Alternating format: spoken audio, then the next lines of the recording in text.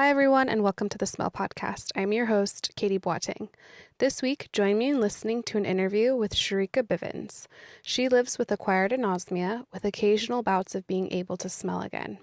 She's currently located in Virginia and is the creator of the blog and website called My Anosmatic Life, Making Sense Out of Scentless Life. We talk about how she became anosmic back in 2007 and has been dealing with nasal polyps that reoccur and chronic congestion issues. Sharika believes that she has Samter's triad, which is the condition in which an individual has asthma, sinus inflammation with recurring nasal polyps, and sensitivity to aspirin and some other NSAIDs.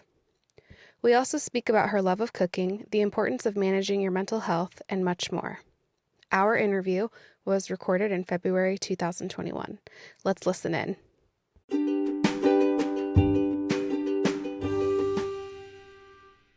Hi, Sharika. Thank you so much for joining me today on the Smell Podcast. Can you please tell us a little bit about yourself? What do you do? Where are you from? And where do you currently live? Hi, Katie. Well, thank you again for having me. I am the writer of My Anosmatic Life, Making Sense Out of Sinless Life. It's a blog. And currently, I am a full-time graduate student working on my master's in social work. And I work as a phone banker for a nonprofit. So, in other words, I get paid to identify and register voters, inform voters on upcoming elections, and help them get out to vote. I grew up as a military brat, but I call Fayetteville, North Carolina home and currently live in Virginia. Oh, that's awesome. My family also grew up in the military, so it's always nice to hear from someone else who has a similar background. That's awesome. Yeah, thank you. So can you tell us a little bit more? What is your smell disorder story? Katie, that is a loaded question. I have lived experiences with anosmia, which is no sense of smell, and I also sometimes experience smelling things that aren't there, like smoke. But I'll actually begin my story with an allergic reaction that I had to ibuprofen during college in 2007. Ibuprofen, it's always has been my go-to medication for years. And I had a really bad reaction that my roommate had to call the ambulance. And I was taken to the hospital and injected with Benadryl in my IV. All that I can remember after that is that I had like an extended stuffy nose. And I've always had these issues with allergies since I moved to Virginia, but I've never to the extent of not smelling for a long time. So, spring had passed and then summer came and I still couldn't smell. So I say I lost my sense of smell back in the spring of 2007. Mm. So that fall of 2007, I finally saw a doctor and, established a doctor patient relationship with my ear, nose, throat doctor, AKA ENT. And so I had an MRI, CT scan, and lots of fun with getting endoscopic instruments down my nose. And so it was discovered that I had a lot of nasal polyps in my nose. And as my doctor described them, they're like the size of small grapes, like all bunched together. But, they're painless growths, and there's just an aligning of the nasal passages. And so the following January in 2008, I had my first endoscopic nasal polyectomy. So that's just the surgical removal of nasal polyps. And so after that surgery, my nasal polyps, they grew back aggressively not too long after surgery. Then I had another surgery in 2012. That one was a little bit more successful, left me less congested because I had a lot of issues with congestion and just sounding like I was sick. And I've since refused to do a third surgery, but I still have nasal polyps and the congestion is getting out of control again. But something that I have is actually called Samter's triad. I discovered this in 2019 from an allergist that I saw when I was out of town on an organizing job. She had diagnosed me with this because I have a sensitivity to aspirin, nasal polyps, and then I have asthma. That was interesting. Another interesting thing is that I can smell when I get steroids. So I get really bad sinus infections once or twice a year. I'll get some prednisone and I'll be able to smell for a couple of days. And actually, recently I was smelling for like about 7 months from a cortisone shot. So that was really, interesting. But I'm trying to figure out how to get my sense of smell back. And I just started smell training. Well, it sounds like a lot of like medical interventions for you, which can be really scary. I guess that's how I'm feeling with your story. Is it sounds a little bit scary to have to go through multiple surgeries. Are the polyps something that just typically regrow? They can't be taken out permanently? With my case, as my ENT doctor had told me, I have really aggressive case of nasal polyp. And so with the first surgery, he was able to remove them, but they just came back. Hmm. And so I guess it just depends on the person and, the case that they have. But with mine, like I've just consistently had them for 14 years. Hmm. Another thing that comes to mind for me is how is it like for you having anosmia due to this, not being able to smell typically, then receiving those steroids, and then having a sense of smell again for 7 months? What was that like for you? Oh man. It was euphoric. When I can smell, I like don't want it to end, but it's like when I don't have it, I always wonder about getting it back. And so when I get the steroids, Katie, I always know 10 times out of 10 my sense of smell comes back. Hmm. So, yeah, it's ever since I got prednisone, and I think I got my first thing of prednisone in like 2008 or 9. So every time I get it, I can smell. It's a very wonderful feeling because I get Yeah. to smell all the things that I've been missing. That's the thing that pretty much when I get the prednisones, I'm looking forward to that day. And it usually kicks in the next day that I can smell and then I can taste everything. So when I can fully smell, that's when I can fully taste. Wow. I know just like anecdotally that long-term steroid use is problematic and causes its own issues. So it doesn't sound like that could be a solution for the long term. Not at all. It's not sustainable. That's why I'm trying to find alternative avenues to get it. Yeah. Yeah. So, can you tell us a little bit more about your blog? You mentioned that at the beginning you're a blog writer, so you have the My Anosmatic Life, Making Sense Out of a Scentless Life. When did you start that in your journey, and how can listeners find that online? So I started my blog, My Anosmatic Life, in May 2016. And I started it as an outlet, Katie, because anosmia can feel like such an isolated experience, Mm-hmm. as you would know. And I didn't see anyone who looked like me in the blogosphere of people writing about their experiences with anosmia. Mm-hmm. And so I created to raise more awareness about anosmia by sharing information. I share a couple of links on my site and also my own personal life experiences with it while I actually navigate, this sinless life of mine. And so listeners can find my blog by going to myanosmaticlife.wordpress.com. So that's MYANOSMATICLIFE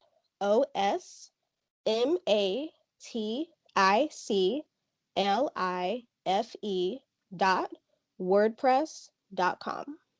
Awesome. Yeah, we'll definitely make sure that I include that in the show notes as well so that they can click on it there. Thank you. How have you found the blog? Like for me, and I guess to ask the better question, for me, the podcast has been extremely therapeutic to just talk to other people who also have anosmia. Have you found that writing the blog has been helpful in that capacity?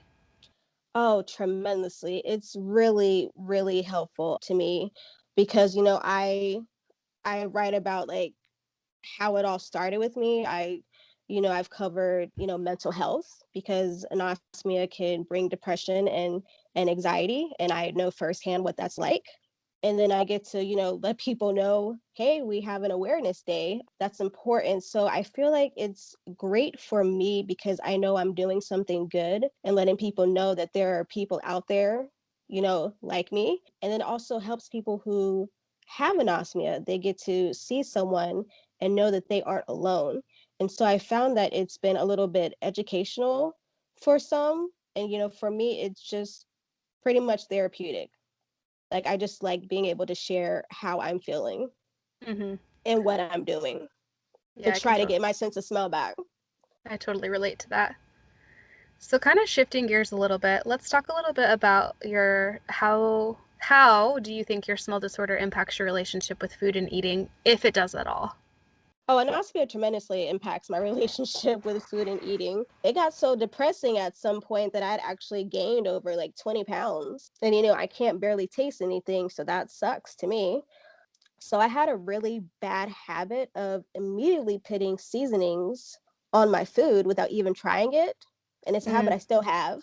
But, in my mind, it just needs enhancing because my taste sucked. And so I actually got high blood pressure from mm, putting excessive salt on everything. And then I ended up having to get my gallbladder removed because I had gallstones. And I feel like that all contributed to my anosmia with, how I was feeling mentally and, just putting salt and just eating very unhealthy. I was able to get rid of my high blood pressure at some point, but it's recently back. But, that's a totally another story. But on a positive note, I really love to cook. Cooking has been so therapeutic for me with living with anosmia. It's just the beauty of food, textures, and just the joy I get from people's compliments. And so when it comes to anosmia, my relationship with, food, it's great when it comes to the cooking part. I don't let it impact me so much when I try to enjoy food now as I used to. I really enjoy cooking for my family. And so as someone who can't smell and barely taste, there's no greater feeling than hearing someone say, this is good, rather than, mm-hmm. oh, this is too salty. So, seasoning is definitely a guessing game for me, but I've learned how to balance ingredients and can actually pick up when something is too salty, thankfully. Now I can, but my family and friends, they fill me with compliments on my cooking, and they even ask me for recipes and stuff, and I just love them for that. That helps me so much. Yeah, definitely. I just wonder, as you're telling me a little bit about that, have you had the comments from people when they find out that you don't have a sense of smell, that it must be a great diet plan? That it's a great diet plan. Has anyone ever said that to you? I have not had anyone say that to me, surprisingly. Oh, okay. Yeah. So for me, I'm just thinking because I had a similar experience when I lost my sense of taste um, and smell at the beginning of gaining weight. And I had a few people say, like, oh, that's so awesome that you don't have a sense of smell. It must be easy for you to lose weight. Wow. And I just Thank God. remember, I just remember being so frustrated by that comment. So it's actually kind of nice to hear that. I mean, it's not nice that you had that scenario, but it's nice to hear that someone else also had a similar situation where they didn't lose weight, but they gained it. Yes. Yeah, it's so common. It's crazy. But yeah, that diet plan, that's very interesting. I've never had anyone particularly say that, just, oh, that's must be great that you can't smell. And it's just like, Mm, no, no, it's right. not. Yeah.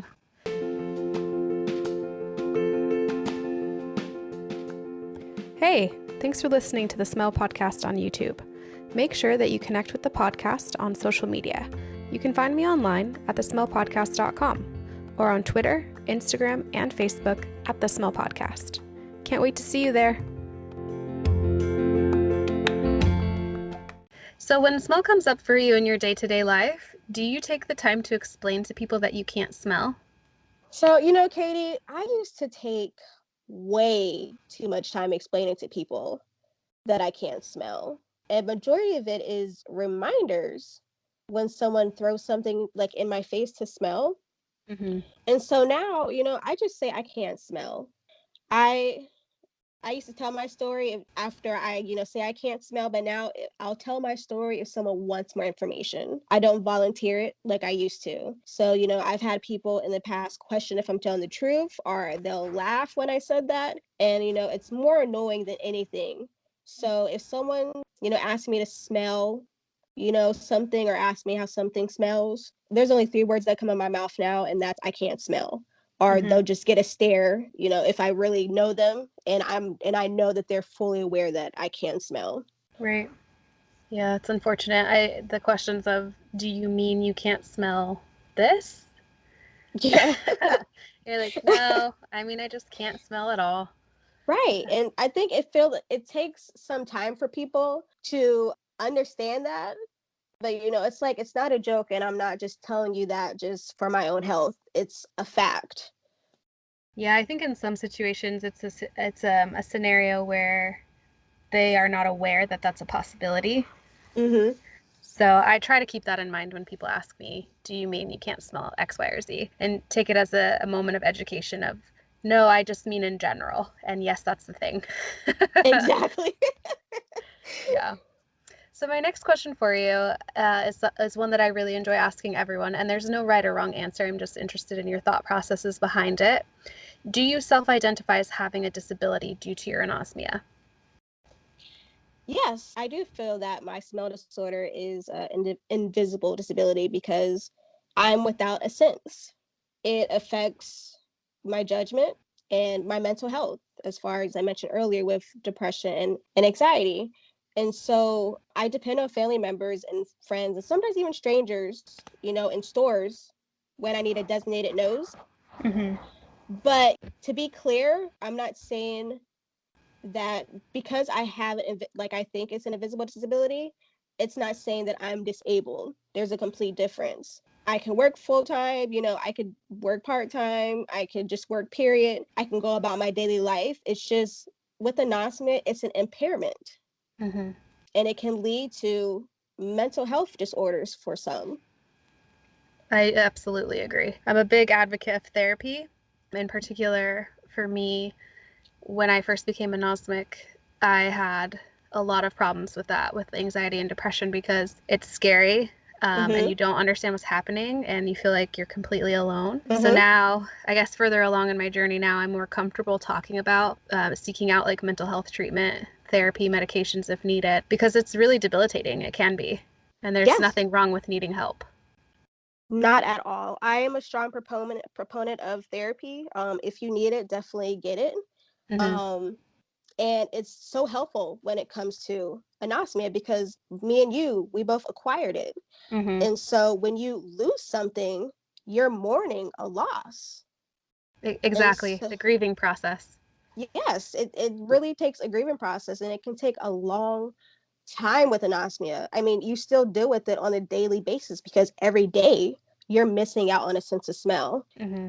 And then you have no idea what your future will be like as far as like kids, all that stuff, because I have no idea. I don't have kids yet. I'm not married. So I'm curious like what those smells will like if I'll get to experience those or if it's something I'll won't be able to experience because smell for me is attraction. And Mm. so not having that, it's a little hard for me. Yeah. No, it's completely understandable. So my next But question, oh, go ahead. oh no, I was just gonna say, just to sum up the disability thing is just because anosmia isn't obvious to people, it doesn't mean it's not a disability. Yeah, I agree. That's a good way to put that. So what would you like people who do not have a smell disorder to know about what it's like having one? I want people to know that it's a very unique experience, especially to have and then to have lost your sense of smell. I don't know what it's like to wake up and smell something like my breath, my body wash. I can't even smell my dogs or my food I cook. I miss smelling. And so I tell people you shouldn't take your smell for granted. It's a Mm-hmm. sense that I feel like way too many people take for granted. And navigating life without a sense of smell, it takes some time getting used to it, if at all. And so I just ask for people to educate themselves on anosmia in case you happen to know someone who has lost their sense of smell, or you might meet someone in the future. But especially during this time with COVID, with so many people losing their sense of smell, I feel it's important to people to educate themselves on it. I agree. COVID-19 has definitely led to an increased awareness of the fact that you can lose your sense of smell.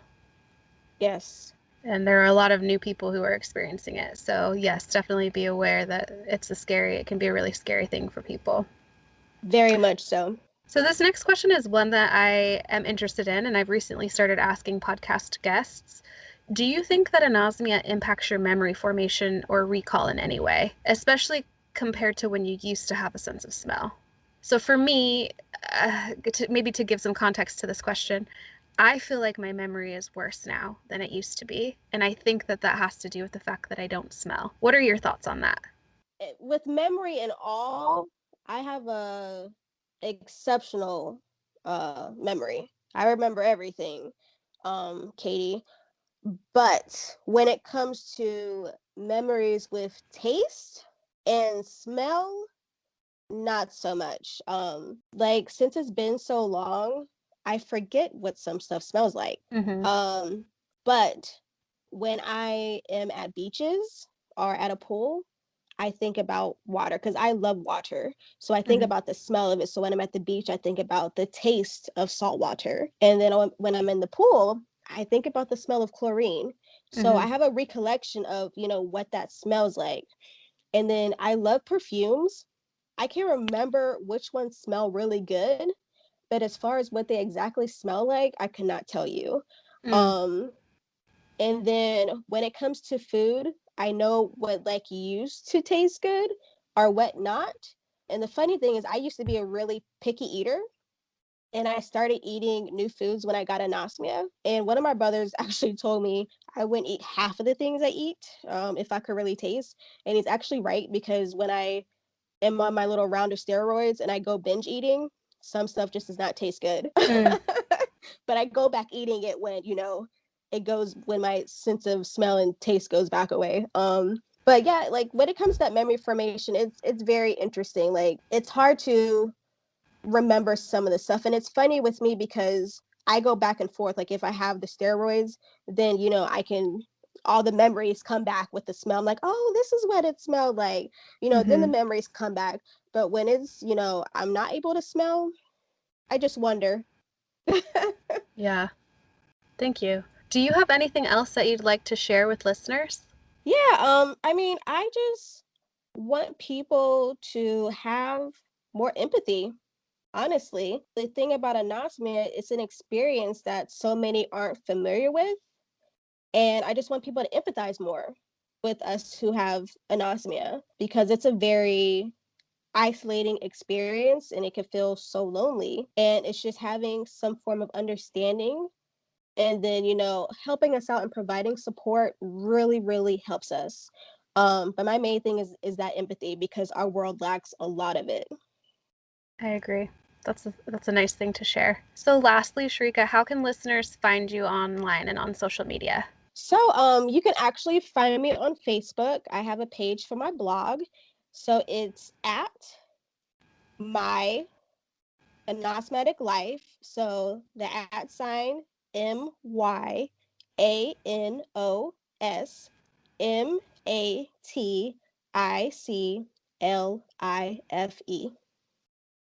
Fantastic.